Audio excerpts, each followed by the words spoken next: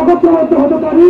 আমরা যেভাবে স্বৈরাচার পতন করেছি, আমরা অনুরূপভাবে একটি সুশৃঙ্খল জাতিকে সুশৃঙ্খল দেশ উপহার দিয়ে পারবো ইনশাল্লাহ।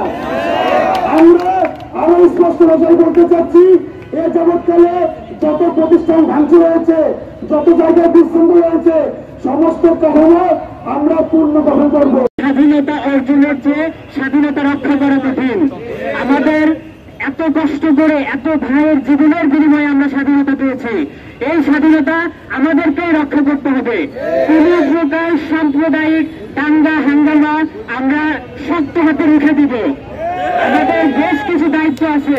আমরা পাড়া মহল্লায় সবাই নিজ উদ্যোগে, ছাত্ররা মন্দির মসজিদ সকল প্রকার উপাসনালয় আমরা নিজে রক্ষা করব।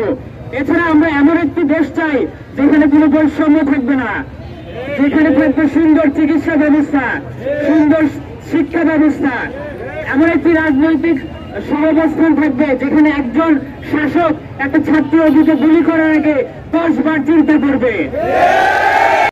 শহীদ হয়েছে, তাদের প্রতি শ্রদ্ধা রেখে আমার আজকের এই বক্তব্য শুরু করছি।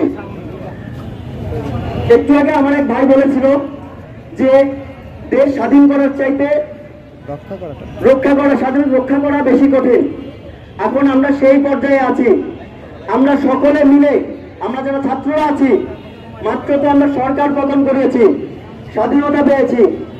যেই সব খাত আছে, স্বাস্থ্য খাত থেকে শুরু করে বাংলাদেশের যত সব সেক্টর আছে, আমরা প্রত্যেকটা সেক্টর ঠিক করবো ইনশাআল্লাহ।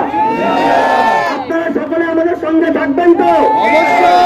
সকলে আমাদের পাশে আছেন তো? আমি আজকে এখানে কোনো ছাত্র হিসেবে কথা বলতে আসি নাই। আমি আজকে এখানে এসেছি একজন বাংলাদেশের সাধারণ নাগরিক হিসেবে। আমি এই যে যুদ্ধে অংশগ্রহণ করেছিলাম, প্রত্যেকটা দিন আমি এবং আমার সাথে যারা এসেছিল বেশিরভাগই ছাত্র হিসেবে আসে নাই, মানবতার দিক থেকে মানুষ হিসেবে, একজন বাঙালি হিসেবে এই মাঠে যুদ্ধক্ষেত্রে এসেছিল।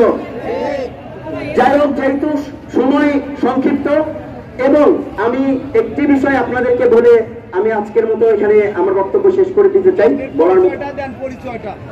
আমার পরিচয়, আমি একজন সাধারণ নাগরিক, বাংলাদেশের একজন নাগরিক, একজন স্বাধীন নাগরিক। আমার বাক স্বাধীনতা আছে, আমার কথা বলার অধিকার আছে।